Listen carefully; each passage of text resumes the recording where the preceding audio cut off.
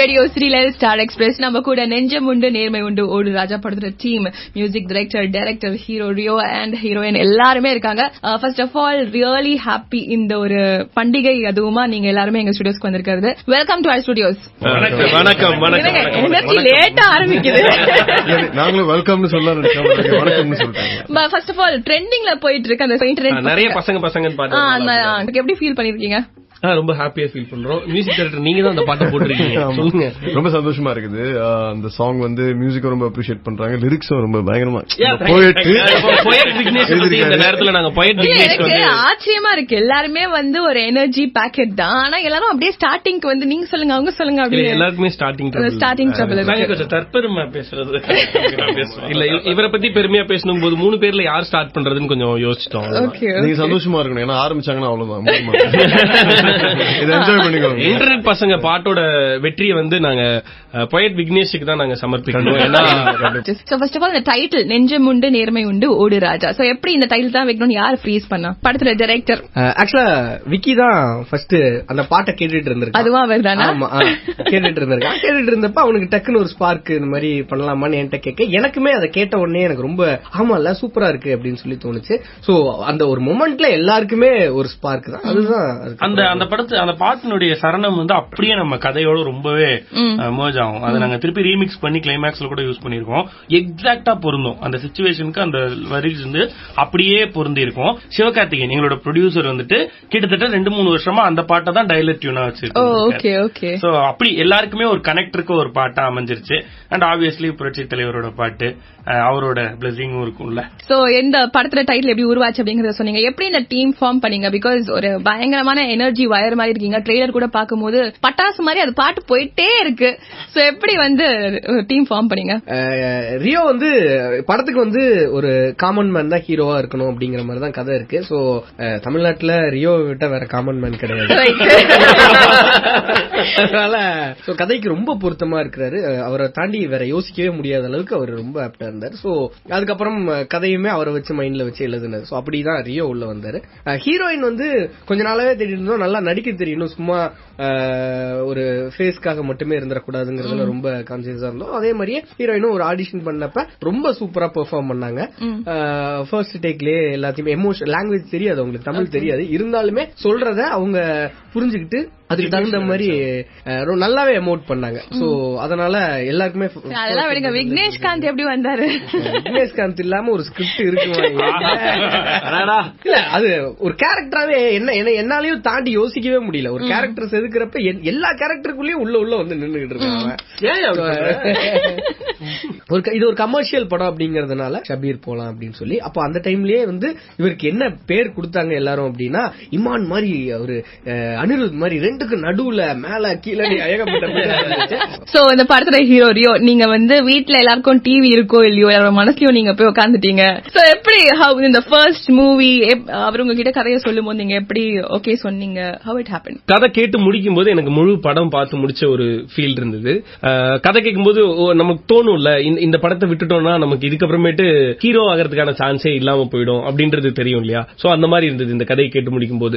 ரொம்ப அழகான ஒரு நரேஷன். கேட்டு முடிக்கும் போது உண்மையிலேயே அவர் சொன்ன மாதிரி தான் ஒரு காமன் மேன் கடைசியில ஹீரோவா மாறுறது தான் அந்த மீன் ஹீரோட லைன் ஃபுல்லா அப்படிதான் இருக்கும். அவன் கடைசி வரையுமே ஒரு காமன் மேனா இருந்திருப்பான், ரொம்ப சுயநலவாதியா இருப்பான். கடைசியில வந்து அந்த சுயநலத்தை தாண்டி அவன் ஒரு நல்ல விஷயம் பண்றான் அப்படின்றதான் அந்த ஹீரோக்கான லைனா இருந்தது. சோ இது கேட்டு முடிக்கும் போது டமால் டிமில் ஹீரோவெல்லாம் இல்லாம கரெக்டா எல்லாருக்கும் பிடிச்ச மாதிரி கரெக்டா போய் டெலிவரி ஆகும்னு தெரிஞ்சிருச்சு.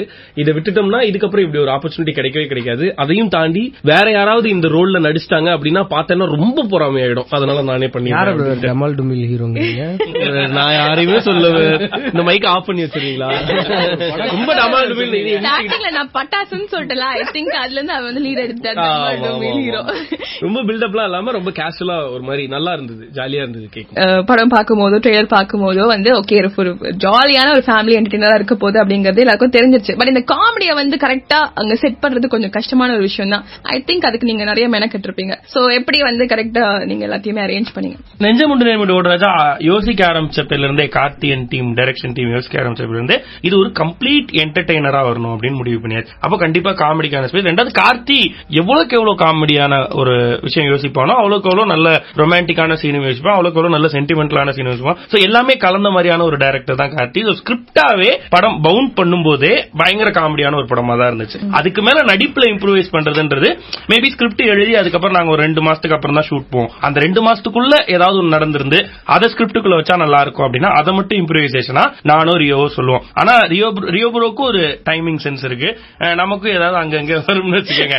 அதை ஃபில்டர் பண்றது என்னவோ டைரக்டர் தான், அவர் சொல்றதுதான் ஃபைனல். அப்படி பார்க்கும்போது எல்லா சீன்லயுமே காமெடி ஒர்க் அவுட் ஆயிருக்கு. சோ படத்தை இப்ப பார்த்தவங்க எல்லாம் கூட, ப்ரிவியூல பார்த்தவங்க எல்லாமே கூட சொல்ற விஷயம், எல்லா காமெடி ஒர்க் அவுட் ஆயிருக்கு. அது என்னோட வரலாற்றுல முதல் முறையா எல்லா காமெடியும் ஒர்க் அவுட் ஆயிருக்குன்னு சொல்லும்போது ரொம்ப சந்தோஷமா இருக்கு. படத்துல மியூசிக் டைரக்டர் ஷபீர் ஃபர்ஸ்ட் படத்துக்கே அவ்வளவு ரெஸ்பான்ஸ், அதுக்கப்புறம் உங்ககிட்ட எக்ஸ்பெக்டேஷன்ஸ் அப்படிங்கிறது ரொம்ப ஜாஸ்தி ஆயிடுச்சு.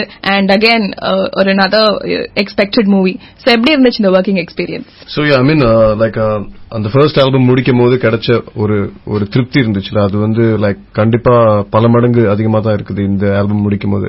அதே திருப்தி எனக்கு கிடைச்சது.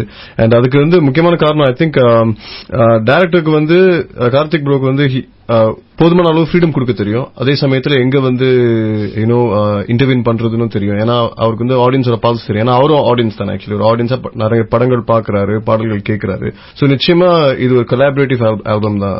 மீ ஃபீச்சரிங் பிளாக் ஷிப்னு கூட சொல்லலாம் ஆக்சுவலி இந்த ஆல்பம் பொறுத்த வரைக்கும். சோ பாடல்களும் அப்படிதான் அமைஞ்சிருக்குது. ஒவ்வொரு ரசனைக்கு ஏற்றவாறு ஒரு பாடல் இருக்குது. எல்லாருக்கும் கண்டிப்பா ஃபுல் ஆல்பம் பிடிக்கும். இருந்தாலும் லைக் ஒரு குத்துப்பாட்டு அமைஞ்சிருக்குது. அண்ட் தென் ஒரு யூனிவர்சல் லவ் தீம் சாங், ஒரு லவ் சாங், அப்புறம் ஒரு குவர்க்கி ட்ராக் ஒன்னு இருக்குது. அண்ட் தென் ஆஃப்கோர்ஸ் ஒரு போருக்கு போற மாதிரி ஒரு வார் சாங் மாதிரி எண்ட்ல ஒரு சாங், தீம் சாங், அந்த மாதிரி எல்லாமே அமைஞ்சிருக்குது. அது நாங்க டிஃபரெண்டா கொடுக்கணுங்கிறதுக்காக பண்ணல, படத்துல அதுக்கான தளம் இருக்குது. சோ ஆல்பம் டைனாமிக்கா அமைஞ்சிருச்சு. சோ இந்த படத்துல ஹீரோயின் ஷிரின், எஸ், எங்க இருந்து நீங்க வந்திருக்கீங்க? யூ கேன் அண்டர்ஸ்டாண்ட் தமிழ் கொஞ்சம் தெரியுமா? சோ படத்துல இந்த செட்ஸ்ல எல்லாம் இருக்கும்போது உங்களுக்கு டயலாக் எல்லாம் யாரு ஹெல்ப் பண்ணா, எப்படி புரிய வச்சாங்க? பிகாஸ் உங்களுக்கு தமிழ் வேற தெரியாது. There were a lot of assistant directors helping me out and my director மறந்துட்டீங்களே பாவம்.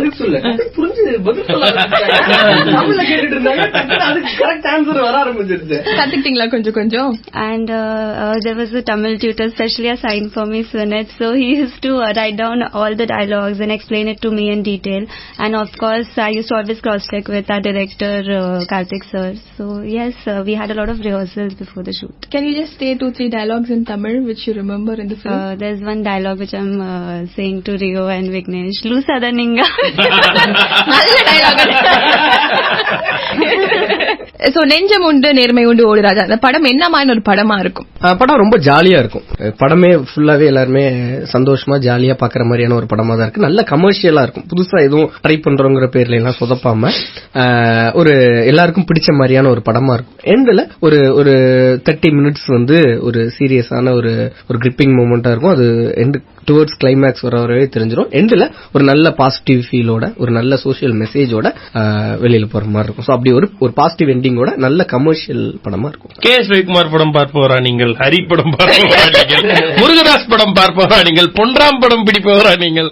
கண்டிப்பா இது எல்லாருடைய டச்சும் இருக்க மாதிரி யங்ஸ்டர்ஸ் சேர்ந்து பண்ணா எப்படி இருக்கும், யங் மைண்ட்ஸ் சேர்ந்து ஒரு பக்கா கமர்ஷியல் என்டர்டெய்னர் கொடுத்தா எப்படி இருக்கும் அப்படின்றதான் நெஞ்சமுண்டு நேர்மை ஓடுறாச்சு. சோ ட்ரெய்லர்ல பாக்கும்போது நான்ஜு சம்பத் இருந்தாரு, ராதாரவி அவர்கள் இருந்தாங்க. சோ இதெல்லாம் ஸ்கிரிப்ட் டிமாண்ட் பண்ணி சரி இவங்க தான் இருக்கணும் அப்படிங்கிற மாதிரி நீங்க இது பண்ணீங்களா? இந்த கேரக்டர்ஸ்க்கு எப்படி? இல்ல கண்டிப்பா இவங்க வச்சா நல்லா இருக்கும், இவங்களை உள்ள கூட்டு எப்படியாவது ஏதாவது அசைன் பண்ணலாம் அப்படின்லாம் கிடையவே கிடையாது. அந்த இடத்துல அவர் தான் கரெக்டா இருக்கும் அப்படின்னு இருந்துச்சு. நீங்க அது படம் பாக்குறப்பே தெரியும். நாஞ்சில் சம்பத் சார் எல்லாம் படத்துல எந்த அளவுக்கு பெர்ஃபார்ம் பண்ணிருக்காரு, அவர் ஸ்கிரீன்ல இருக்கிறப்ப எவ்வளவு கலர்ஃபுல்லா கலகலான்னு இருக்கு அப்படிங்கிறது கண்டிப்பாவே தெரியும். அதுலயே தெரிஞ்சிருக்கும். அவரை ரீப்ளேஸ் பண்றதுக்கு அந்த இடத்துல யாருமே இருக்க முடியாது அப்படின்னு. அதே மாதிரிதான் ராதாரவி சாரும் டோட்டலா எல்லாருக்குமே ஸ்கிரிப்ட் எழுத ஆரம்பிச்சதுல இருந்தே அவர் மைண்ட்ல வச்சேதான் எழுது. சோ ரொம்ப ஃபார்ச்சுனேட்டா கேட்ட உடனே கதை சொன்ன உடனே அவருக்கும் பிடிச்சு பண்ணிட்டார். சோ அப்படிதான் எல்லாமே கேரக்டர்ஸ் யாருமே பர்பஸா திணிக்கல, எல்லாமே அந்த கதைக்கு தேவைப்பட்டு தான் பண்ணிருக்கோம். சோ நம்மளோட படம் அப்படின்னு ஒர்க் பண்ணும்போது நிறைய புதுமையான விஷயங்கள் நம்ம ஓகே இதுதான் நல்லா இருக்கும் அப்படிங்கிற மாதிரிலாம் நிறைய பண்ணுவோம். பட் இந்த படத்துல பர்டிகுலரா இந்த ஒரு விஷயம் கண்டிப்பா நிறைய பேர் பாராட்டுவாங்க அப்படின்னா எதுவா இருக்கும்? படத்தினுடைய ஓபனிங்ல இருந்து வர காமெடிக்கெல்லாம் ரசிப்பாங்க.